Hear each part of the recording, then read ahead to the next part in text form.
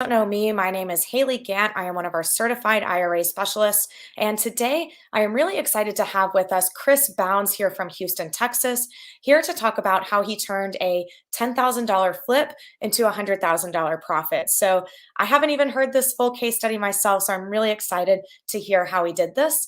But before we get into today's main presentation, I do just have a couple of quick announcements for you guys, kind of let you know a little bit about who we are here at Quest and some exciting events and promotions that we have going on for you guys.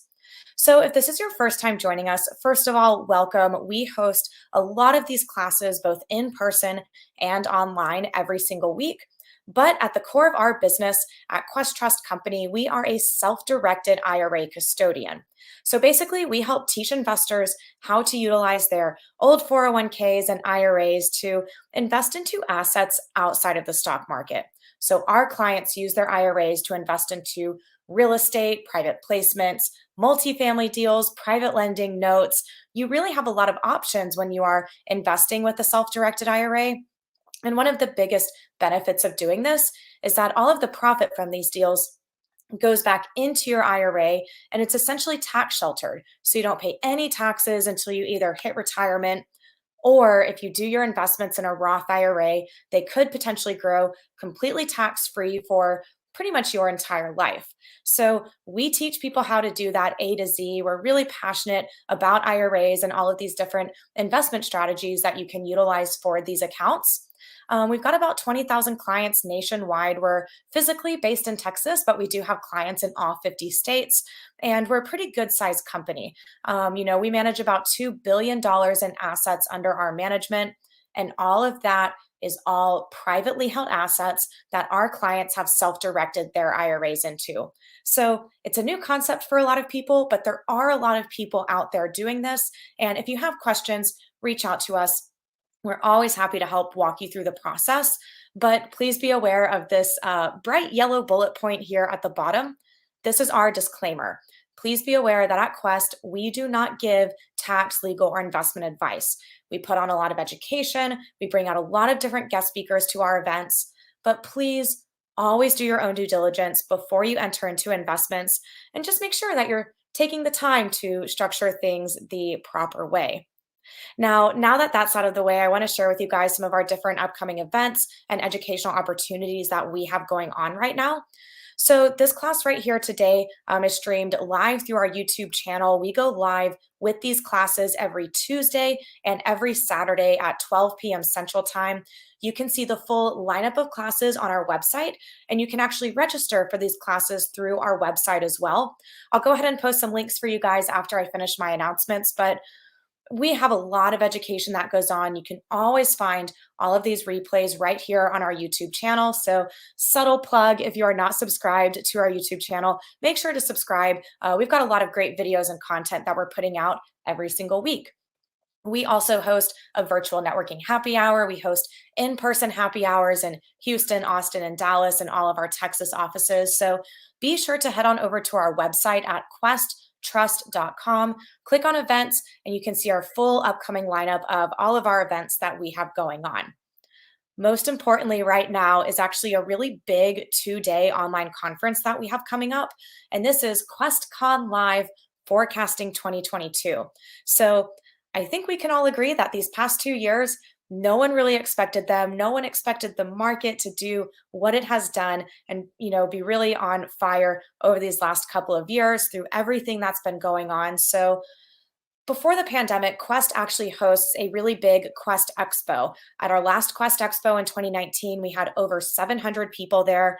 And obviously, since we haven't been able to do that over the last couple of years, we've actually hosted a full 2-day online self-directed IRA conference. And this is what we call QuestCon Live. It's a great event. We do it once or twice a year. And the next QuestCon Live is coming up on December 3rd and 4th. It is under 2 weeks away. So we're really excited. And these are just some of the many speakers that you can find at QuestCon. Now, we have a lot of panel presentations. We have a lot of discussions over popular investment strategies right now. Legislation is a huge topic in our industry right now. So, we have over 20 different guest speakers joining us over the course of 2 days. This is a bit of a larger production that we put on. It's a bit of a higher level conversation. So, if you're really looking for some of that education that'll kind of guide you, what you should be looking at as we move forward into the new year, but definitely be sure to join us at QuestCon Live. Now, just a couple of added bonuses. We do have a virtual networking happy hour the Thursday before QuestCon begins. This is actually on Thursday, December 2nd. It's for all of our QuestCon attendees. So you can kind of meet people face to face. We all have a drink together. It's a lot of fun. We'll have an active Slack channel through the event. And we actually, we confirmed so many speakers. We actually did not have enough time to fit them all into the 2 days. So we are including a bonus section or a session with David Phelps. That'll be a 60-minute bonus session that you'll get in addition to the full 2-day online event. And last but not least, if you are a Quest client, we'll actually give you a free copy of the recording with your ticket purchase. All you have to do is email us at marketing@questtrust.com and we can get you all set up there. Now, as we know, Black Friday is coming up this Friday. Who would we be if we weren't hosting an additional promotion for QuestCon Live? So, what we've actually done for this one is we reached out to all of our speakers, and a few of them decided to throw in some added freebies with your QuestCon purchase ticket. This includes a free Think Realty account. They have a ton of education for you guys, access to Disrupt Equity's multifamily real estate investing toolkit. You'll get a free training from noteinvestor.com. And you'll also get a free ticket to the annual Family Office Super Summit with Richard Wilson. He has a lot of high level information, works with a lot of high level investors. So if you buy your ticket before Friday and you use the promo code Black Friday, you'll get all of these freebies included with your ticket purchase. So all you have to do is either scan this QR code, or here in a couple of seconds, once I finish these announcements, I'll post the links in the comments for you guys. But the full 2-day access plus the recording is $99. You will get a lot of value out of attending this event. You'll get to network with other attendees, but hopefully you guys can feel my excitement coming off of here. Our team puts a lot of effort into planning these events, and we want them to be the best that they can be. And I think that you will see that come across whenever you join us for the event and you see the presentations. So that's all I've got for my announcements here. If you have questions, reach out to us. We're always happy to help. I will post our contact information here in the comments here in just about a minute. And without further ado, let me go ahead and stop sharing my screen. And let's go ahead and bring on Chris Bounds from Invested Agents here in Houston, Texas. Chris, I'm really excited to see your presentation today. You guys have really grown over the last couple of years. You always give a great presentation. So without further ado, I'll pass it off to you. If you guys have questions, post them in the comments. We'll be answering them at the end. And I hope you guys enjoy today's class. Thank you so much, Haley. Yeah, I really appreciate Quest and everything that y'all do. And then the QuestCon Live, I've been to that before. And I'm actually excited. I will be participating in this one. So it's going to be fun. Looking forward to it. All right, we'll go ahead and get started. I have my screen shared. Y'all should see that. I am going to have to click off the main screen just so I can navigate the controls here. So I'm going to be talking to you about turning a $10,000 flip into a $100,000 deal. This is an actual case study of something that an actual deal that we've done. So if you've done a real estate deal before, just to get an idea of the audience, just drop a thumbs up in the chat. But if you're brand new in real estate, you're excited about getting your first deal, maybe before the end of the year or in 2022, drop a smiley face in the chat. I love comments. I love emojis. So just keep that feedback coming out through going through the presentation.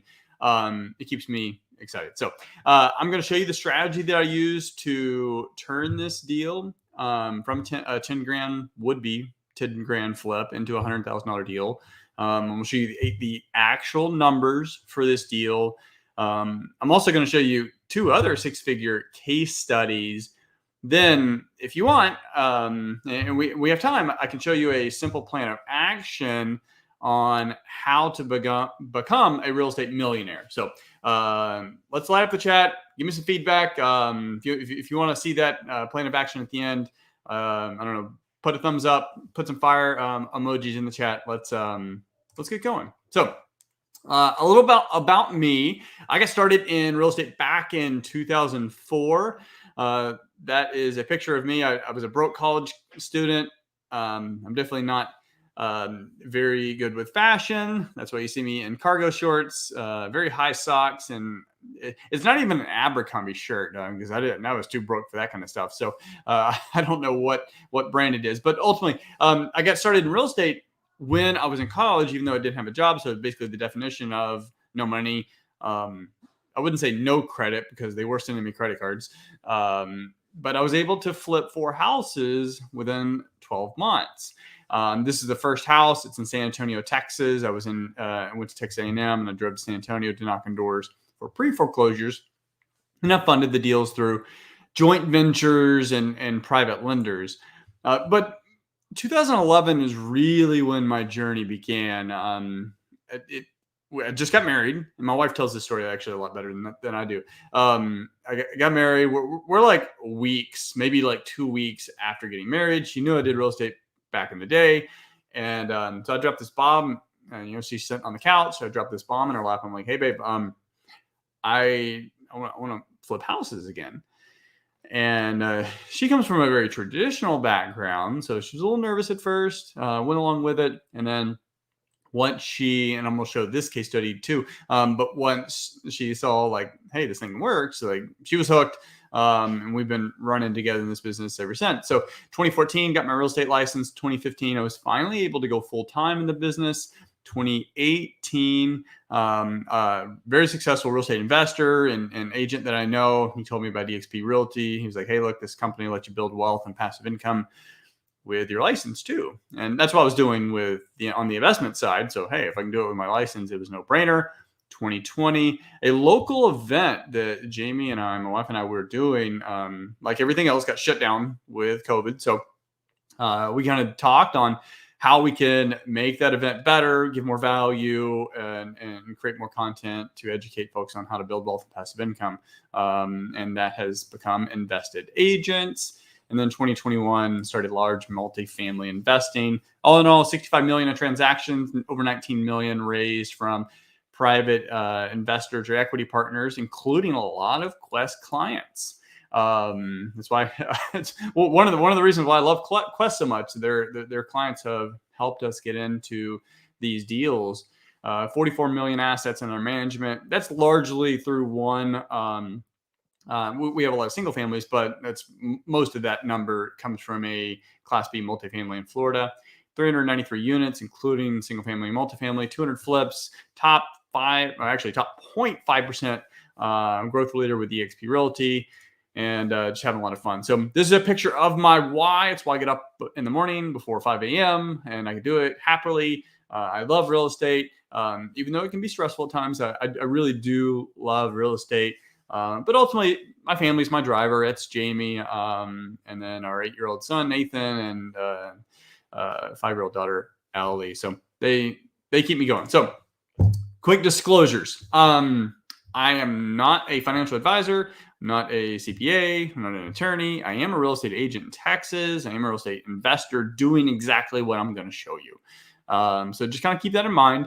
And you don't necessarily have to take what I say is like absolute and do exactly what I'm doing, but whatever it is, whatever your goals are, whatever your risk tolerance is, and of course your unique position with investing in your professional life and financial situation, just take this and figure out how maybe you can use some of these strategies or the strategy that I'm going to show you to get to your goals faster. Talk to your professionals and see how it could change your progress to getting your financial goals and your professional goals faster. All right. Thumbs up or a heart in the comments. Let me know. Have you read this book? This book had a massive, massive impact on me when I read it in college. Uh, I learned more from this book than like a whole semester of finance and accounting. Like, it was really impactful because it basically, and even, I'm sure this is elementary to a lot of folks watching this, but it outlined in its simplest form how money is made. But more importantly, it actually illustrated how money flows. It showed the importance of not only buying assets, but buying assets that provide passive income, because there's only so many hours a day, a week, a month that we can actually work. Because eventually you have to eat, you got to take showers, you got to spend, you got to have a little bit of downtime, and you have to sleep, right? So there's only so many hours you can work. But when you're buying assets that provide passive income, that has a compounding effect on the financial statement. And real estate is one of the best income producing assets that you can own. And understanding that, and the book goes into this, it defines wealth from a traditional definition, more defined as time. Because the more passive income you have coming in every single month, like if it exceeds your expenses, then your wealth continuously grows, right? Every single month, your wealth is growing.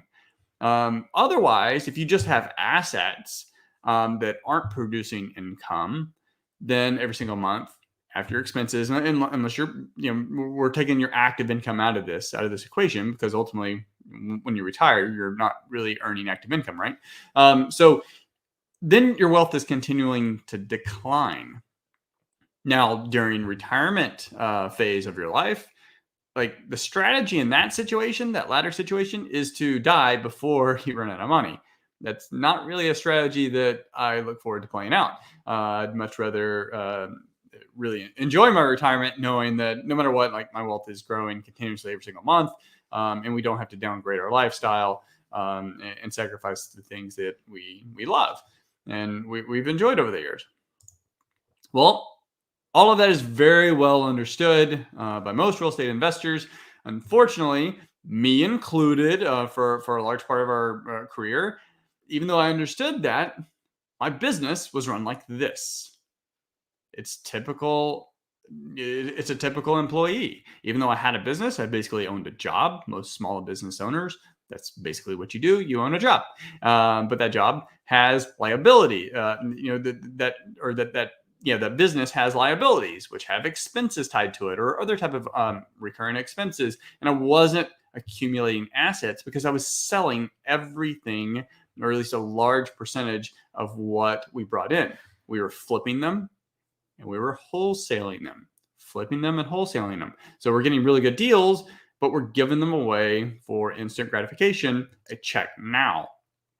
The problem is we had to keep doing it and doing it and doing it. And it's not that there's anything wrong with flipping or wholesaling, because especially early on, unless you just get a silver spoon, a silver spoon's given to you, you need active income. That is important, and it can come from a lot of different ways, especially in real estate. There's a lot of different ways to make a lot of money in real estate. You can be a lender, wholesaler, you can work commissions as a real estate agent, and a flipper. Those are some of the most common ways. But what I am encouraging you is don't sell everything. Find a way to hold more assets. And that was the lesson learned after 200 flips. Like, hey, that's a cool number. I'd be much happier saying we actually only flipped 50 and we kept them all, or we flipped 100 and we kept 30.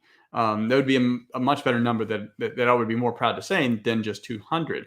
So using this strategy that I'm about to show you, you can actually turn marginal deals into big profits. And I just strongly urge you to take this and can just think about, especially if you've done 5, 10 deals, 20, 30. And if you've done like 30 plus deals, you're going to look back and just like, man, where, you're going to think about all the equity you left on the table. So especially when you see the 3 case studies that I'm going to show you. So here's the strategy, the slow flip strategy. It's a variation of the BRRRR strategy, which you probably already know. So I'm gonna go through this part quickly, so you understand what BRRRR stands for. BRRRR stands for, the B is buy. You're buying an asset, typically using hard money or a private investor like Quest clients, someone who has money in a retirement account or a savings account that's willing to lend you money to buy a real estate property at a discount. You're getting it at a discount because it needs rehab. You got to bring it up to condition to rent it out, or if you were to flip it, or even though that's not the focus here, you basically need to bring it up to livable condition and condition to meet your comps, basically. Then you rent it out. Then you refinance it out of that private money, out of the hard money, into a lower rate, longer term financing. And unless you just have a unicorn investor that is, and I say unicorn in your end, that's willing to give you a really, really low rate for a long term. And they're out there. I absolutely use them. Then you repeat. That's BRRRR. Buy, rehab, rent, refinance, repeat. But the variation that I tie into this is sell. My mouse will work here. There we go. Sell. That's the sell component is what makes up the slow flip strategy. So it's basically flipping, but over time, not looking for that instant 90-day, 180-day, flip, or in the case of a wholesale, like weeks or even days, where you're trying to get that contract moved. It's selling, but over time, and letting time play out.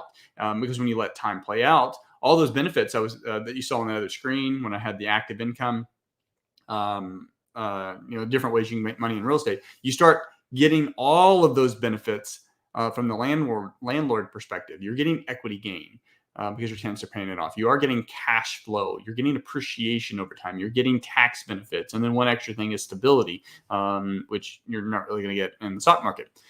So here's the case study that I have.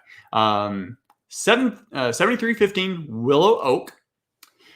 This was a deal that was brought to me by a wholesaler. I was able to move on it quick. I was looking for another rental property, and this one looked like it was going to fit the bill. Then we went to walk the property. That's what it looked like. This place was a hoarder house. So we flipped 200 houses. Now, that means I've walked, 600, 800 houses, maybe 1,000. I've never added that up. But I've walked a lot of properties. This was the worst hoarder house that I've ever walked. There really wasn't a spot on the floor throughout the entire house that you could walk on and not step on something. It was basically like a hoarder house that then got like a tornado through it. And then, so it wasn't even like just stacks. It wasn't organized chaos. It was a hoarder house that was just a trash pile.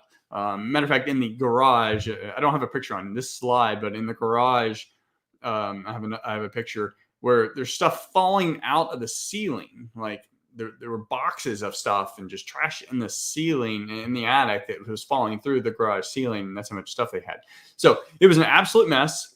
It smelled like that because there's no utilities on or anything. A few of the windows are broken and everything. So if you were to caption like what this property like smelled like, or if you were walking this property, like what is this emoji? And here's another one. What emoji best captions what this house was like? Put that in the comments. I definitely want to go back and see what y'all's thoughts are there. So we ended up doing our best guesstimate on what it was going to take to get this property up and running. There was a lot of stuff that we really couldn't analyze just because it was just such a mess. So we really didn't know. And end up, our budget did end up being a lot higher than what we anticipated. But that's what it looked like when we're done. Just night and day difference. It's pretty much a brand new house now after over $50,000 of rehab. That's a picture of the living room. And here are the numbers. So if we would have flipped this house, this is what we would have looked at. You'll see it highlighted in yellow below, $10,000. not much. We anticipated it was worth 190. It was going to take some extra cash. Or actually, yeah. So it was worth 190. We ended up, and I've got some more numbers. I'm going to show you just in a minute. I added these slides last minute because I wanted you to see this spreadsheet, the actual analytics software, which I'll have a link to at the end if you want to use the same analytics software, but I wanted you to actually see the actual numbers and not just me typing it out. So ultimately, we thought the home was worth 190, and if we were going to flip this property after all expenses and everything, holding costs, utilities, repairs, loan costs, we would have walked away around 10 grand. That's not a good deal. Like if you're looking at this deal and you really want to flip it, walk away. There's just way too little margin for error, and ultimately, those are the deals where you lose money on, and losing money is never it's never a good winning strategy for real estate or any business. So we didn't flip it. We use this. We're using the slow flip strategy. So we bought that house December of 2020. Yeah, December of 2020. So this is our projected spreadsheet for holding it as a rental over a 5-year period. So because we're following the slow flip strategy, we're basically flipping the property just over a 5-year time period. So in year one, net cash flow ends up being about $3,200, short of any expenses, which we've had none. At least I can't recall any the tenants calling us about any expense this year. Knock on wood. Hopefully that continues at least for another year. I know it's not going to happen every year, but in this calculation, we do have vacancy and repair credits accumulating in our escrow account. But you can see how this plays out over a 5-year period. So every year we've got roughly roughly three to four grand in annual cash flow, factoring in rent growth, and also there's some expense growth in there too. And then in year 5, we're going to sell. At least if we were to sell, what would that look like? So we're collecting $1,750 a month now, which we actually only budgeted $1,700, so we got a little extra boost on that. But when we go to sell, the house will have appreciated. Now, here's what it looks like in 5 years of what we're anticipating. That $190,000 house that would have been a $10,000 flip now is going to be worth $242,000. Much better. So that $242,000. Now this becomes a long-term capital gain, tons of tax benefits, and we've accumulated cash flow over this time period, giving us a much better profit over time. Here are the numbers. Bought it for $103,876. Spent $55,000 on repairs. We under budget that because there was some surprise once we got all the junk out. We realized some things we would have never been able to see, like plumbing. We had some plumbing issues. Other things we just didn't know, like moisture damage. But in any case, cash flow over a 5-year period is projected to be about $19,000 after vacancy, after repairs are factored in there.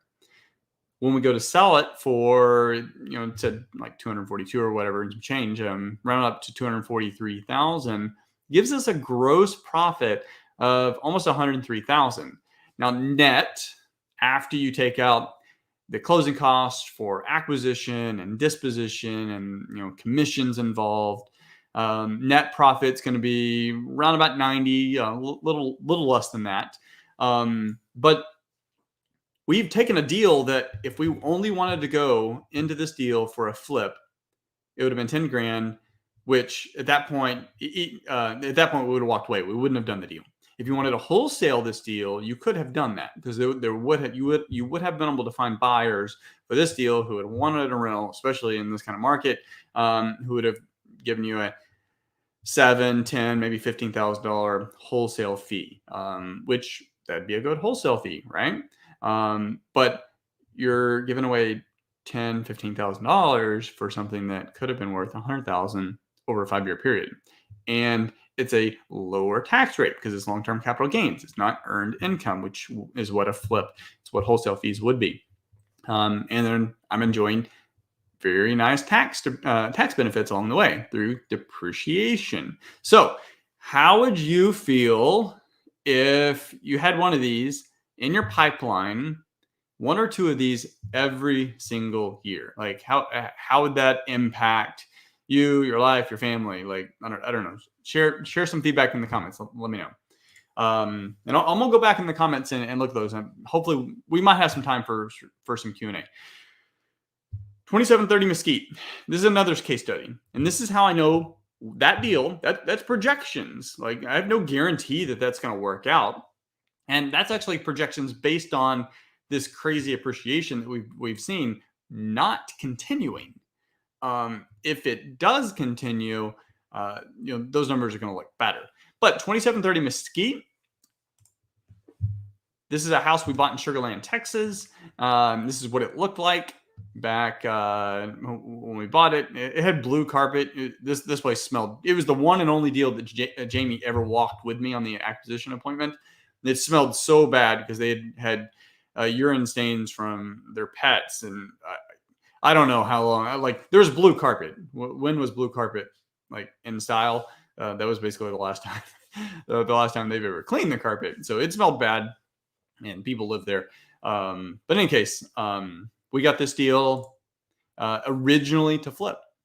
But midway through, we're like, hey, we both have jobs.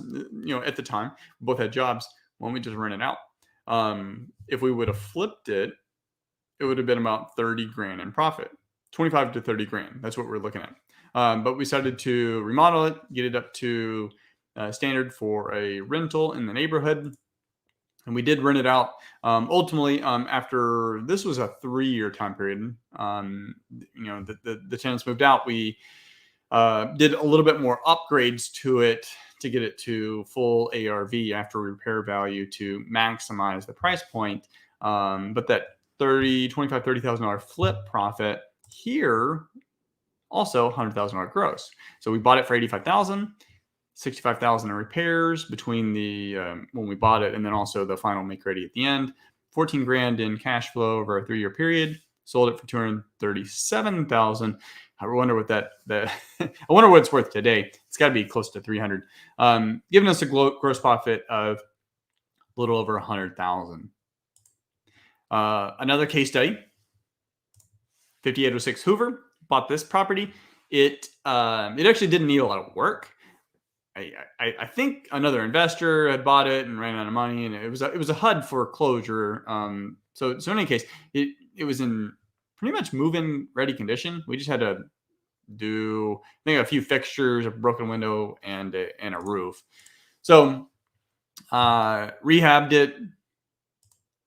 Then when the tenant moved out, this is again, it's about 3 years later. And the reason why we sold this one, actually, just why we sold the other one too, is the price was going up so quickly during that time period that taxes and insurance was just eating up cash flow. So we decided to take the equity and redeploy it. So we sold it. Similar to the other one, it would have been about a $25,000-$30,000 flip, but we bought it for 80 grand, put in about 36,000. Almost 13 grand in cash flow over that 3-year period. Sold it for 224,000, giving us almost $120,000 gross profit. So again, just like the first one, 25, 30 grand profit up front, being patient, waiting 3 years, 120 grand. Which one do you want? And then what we did using the slow flip strategy when we sold, we reinvested the proceeds. We did not go out and buy a Range Rover or this huge vacation or upgrade our lifestyle that much. We treated ourselves to something nice, like a nice dinner or a coffee machine or whatever.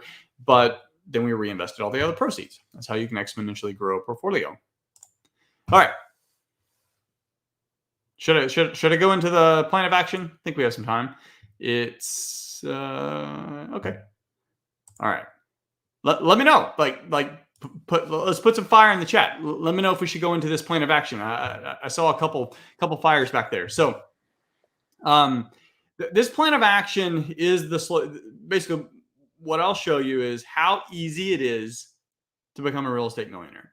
It's very simple. Anyone can do it. If you've never done a deal, like today, you're watching this, you've never done a real estate deal, you want to get started next year, or maybe before the end of the year, you can do it. If you're just getting out of college, if you're in college today, if you're in high school today, like you can do this. And it's just following a simple plan of action. And the plan of action is something that you can tweak and bend depending on what your goals are and how aggressive you want to do it. So I don't know. Let's see. All right. All right. I'll go into it. 175. So in this plan of action, I have to work with statics. So obviously prices change. And, if you're watching this in San Diego, California, or New York, it's going to be different than if you're in, I don't know, Topeka, Kansas, or Houston, Texas. So the numbers themselves, you'll translate them to your market. The concept is really what I want you to get. So what we're going to do is we're going to buy one property a year, just one. And you're going to do that for 10 years. And I'm going to show you what that equals. Anybody can buy one property a year. And remember, it doesn't really require a lot of money because you're using Quest clients. You're networking, using hard money lenders to fund your project. So same with static numbers, $175,000 after repair value. Again, if you're in San Diego, it's probably like, I don't know, $1 million. But $175,000 after repair value, your loan being about 75% of that, $131,250. Rents following the 1% rule, which things are crazy both in pricing. So not every market follows a 1% rule, but again, we got to save with static. So 1750 PITI. I have this at I think 5%. That's $12.68 a month, giving you also factoring in cash reserves, 10% for reserves for vacancy and repairs, $175, giving you a net cash flow at the end of $307. Now, on the interest rate, 5%, there's a lot of places you can get much lower rates than that. So the cash flow could be more for you. So let's see. Good. Let's go for it. All right. Seems like you want it. All right, we'll go. Year one, you're going to buy one property. You're going to have $307 in monthly cash flow. And then equity, your loan versus what it's worth, $43,750. Congrats, you got your first deal. You're not rich, you're not a millionaire, you can't retire, but you did get a start. But what if you did that every year for years 2, 3, 4, 5, 6, 7, 8, 9, 10? So now in 2031. So I'm doing another webinar in 2031, I don't know, talking about how to be a billionaire. And you're like, hey, Chris, I saw that. We did that. We bought one a year. What would your result look like at the end of that 10-year period? Maybe this. You'd have 10 properties, cash flowing roughly $3,070 a month. That some people could then have one of the spouses or whatever maybe step back from their job or take more of a part-time situation or whatever. That amount of money coming in every single month is very impactful for most families. You have equity of almost $500,000, but you're actually already a millionaire. Here's the little secret. Once your tenants pay off your properties, you already have well over $1 million of assets under management. So that $10,000 flip that I didn't flip, I actually held it as a rental, and I'm going to continue to do that. And at some point when I do sell it, I'm going to go out and reinvest it in other properties. But so your portfolio here, just following this simple strategy, you've got $437,500 in equity, but properties go up in value, right? So you're going to have appreciation on top of that. And then there's debt pay down. So your mortgage is going to be a little bit lower. It's not going to be a lot lower, but it'll be a little bit lower. But once your tenants pay off all your properties, if they don't go up in value at all, you have $1.75 million in real estate holdings. Like, how does that impact retirement? And your cash flow at that point is going to go up too. Like, that's very impactful. Now, using the slow flip strategy, what if you actually, because this is just a static, you're buying one a year for 10 years. What if you actually periodically sold a property, use the equity to reinvest and buy more? How would that look? So this is the same thing. You're buying one a year for 10 years. So at the end of 10 years, you'd have 10. But on year 6, so you've held a property for 5 years. Now year 6, you're going to take one of your properties, you're going to sell it, and you're going to take all the proceeds, not to go out and upgrade your lifestyle. You'll go out to a nice dinner, pat yourself on the back, but then you're going to take the rest and buy 2 more properties because you're going to replace the one you sold and then buy one additional because you got more money to play with, right? So you bought 10, but you actually sold 5. But those 5, use the money to double them. So you actually have a total of 15 at the end of 10 years, $4,600 a month in cash flow, $656 in equity, $2.63 million assets under management. If they don't go up in value at all, when your tenants pay them off, you have $2.63 million to add towards your retirement. Congratulations, you are massively wealthy in comparison to most Americans and definitely the world. If you want to be a little aggressive than that, buy 2 a year instead of just 1. At the end of 10 years, you get 20 properties. But using the slow flip strategy, starting in year 6, you sell 1 each year. So you will have sold, or instead of 1, actually, we're going to do 2. So you sold 10 throughout the next 5 years. But you took all the money and you actually replaced them and then bought 1 additional. So you will buy 20 more, giving you 30 at the end of 10 years.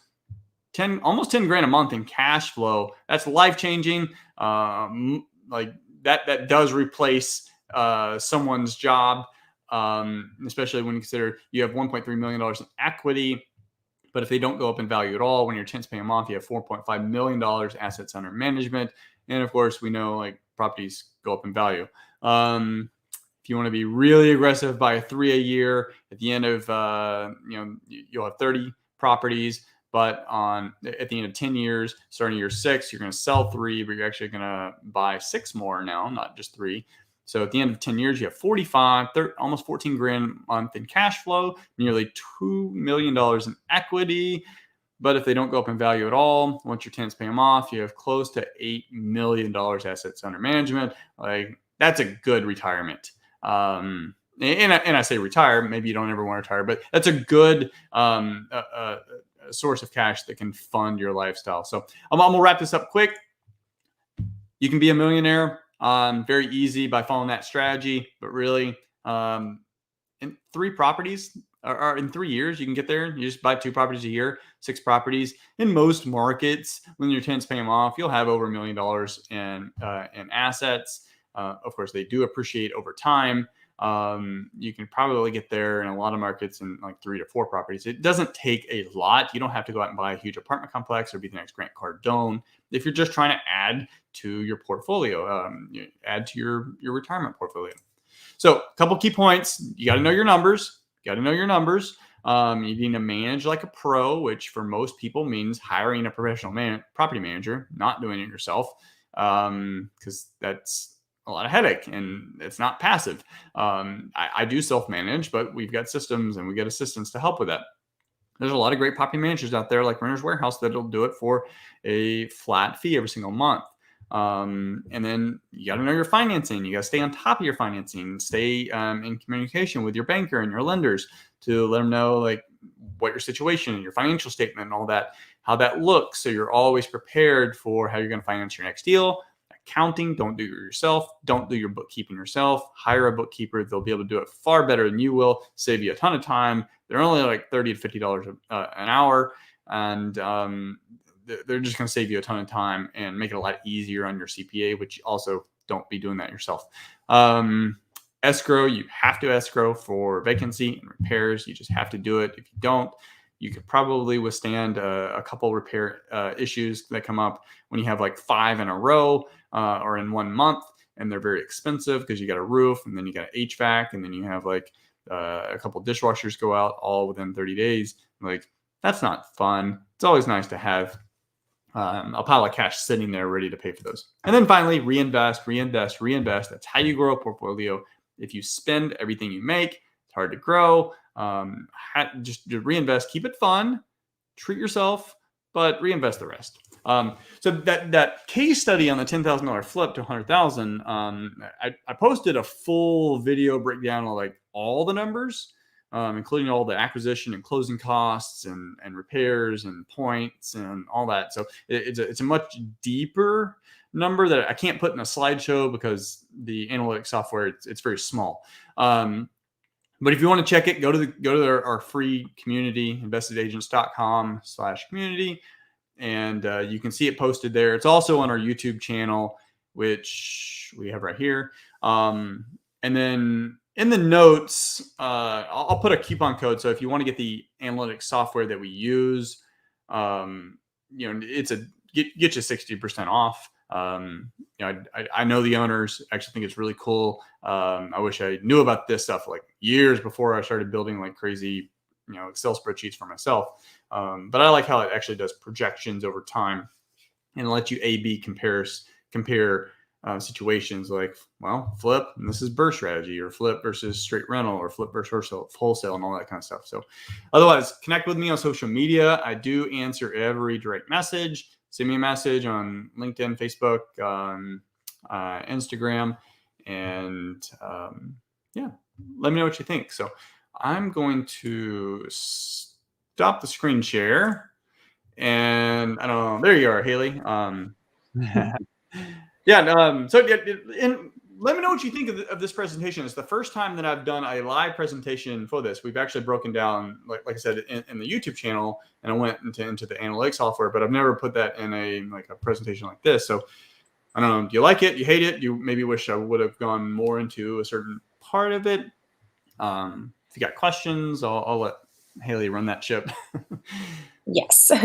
Awesome, Chris. Well, I thought it was fantastic. I might be a little biased because I love numbers and I love data. So I always like to see how those kind of projections and the numbers and the comparisons kind of interact and correlate with each other. So we do have a couple of questions from our audience here. I was able to get the kind of general IRA questions ones answered in the comments for you guys. But this is a good question from Daniel. Daniel wants to know, how can a full-time wholesaler own long-term rental properties? Yeah, it's easy. Yeah, just don't sell them. So what that question usually means is like, it's usually like, how am I going to get the money to to finance it? Which is, again, is easy. Like, Quest has a lot of clients, some that professionally lend out. I'm meaning they're actively looking for people to network with, to do business with, people who know what they're doing. So if you're wholesaling, then you know your market, you know your numbers. And so at that point, your extra components are the financing, and then of course the construction, which depending on your market, you can network and figure out who those good contractors are. But the financing part is the easiest thing. There's so much money out there. The government just prints stuff like crazy. You can go to a hard money company. Like, hard money companies will not loan you money on a deal they won't be happy taking from you if you screw it up. But they don't want to take it from you. They want you to do really well, so you'll come to them for the next deal, and then the next deal, and then eventually they know you'll outgrow them, and then they still want to have a good relationship because they want you to refer people to them. So like local, I've used a hard money company local in Houston, and they funded the two of the case studies we did. They funded them. My very first deals. Now, I haven't used them for financing in a long time, but man, I had such a good experience. I refer them business all the time. So it's not that hard. Now, the long term is different. Long term, there are investor focused long term lenders out there. Rates will be higher. You're looking at 6s and maybe 7%. If you can qualify conventional, there's a ton of red tape on that, but you'll get your really low rates. Local banks are your friend here, though, because local banks, you may be 15, 20-year amortization, so less cash flow, but they can loan at really good rates, 3s, fours, maybe fives. And if they know you and trust you, like they're okay on these kind of things. So there's a ton of ways to get these things financed. Mhm. Financing Okay. too. Like there's always owner financing. Oh, yeah. It's always somewhere to get money, you know? It Yeah. just depends on how much it's gonna cost you. Oh yeah. Awesome. Well, great question, Daniel. We have another question from the audience, but I do have my own question that I want to ask first. All So, right. you mentioned that you self-manage your rentals. Now, why did you make that decision? Was it to save on the property management fee? Do you feel more comfortable when you're personally overseeing that? Why did you guys decide to self-manage? And kind of could you go a little bit more into the systems that you use there? Yeah, no, one is control in understanding, and I mean there is a. I hate to use the word cost savings because you're basically doing a job, so you're Hmm. saving money, but you're actually doing the work. So it's kind of deceptive, but ultimately I have a team to support it.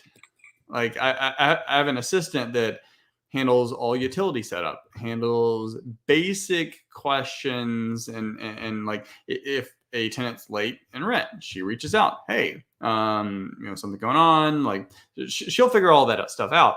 I step in when it's something more urgent, like a big repair or like an emergency, or in the case of one, unfortunately, this month where we are running through an eviction, I step in there, but we just have the support system. If you have a full time job, I mean, don't manage. um, and one other reason not to manage is if you're not going to stay on top of them. The best deals for investors come from bad landlords.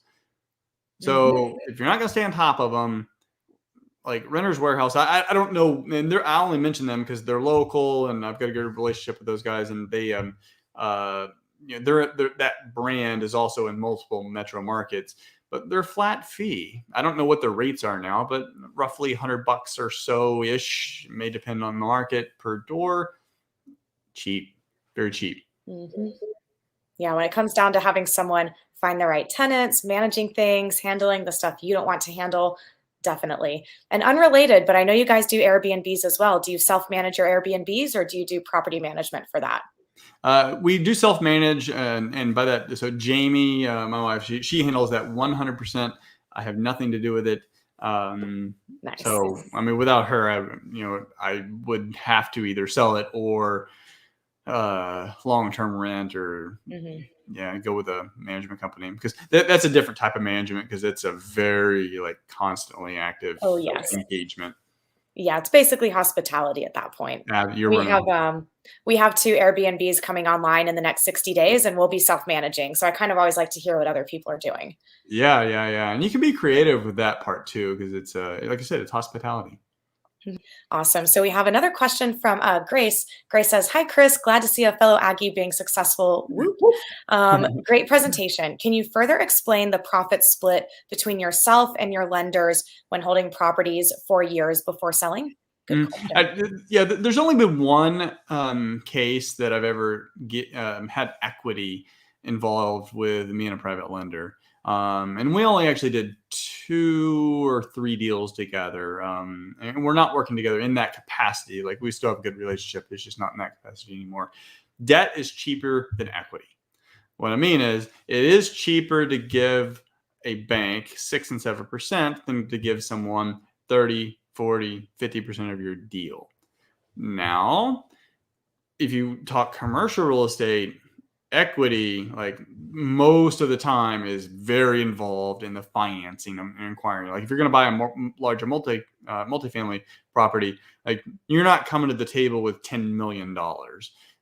You're gathering a lot of investors and working with your attorneys to get them involved. They're getting an equity stake. They're also getting interest, and then you're also getting a bank, which is superior. So you can, I'd say, if you're for single family, for most people, the equity, if you're going to give away equity, it needs to be one, because like you're not bankable.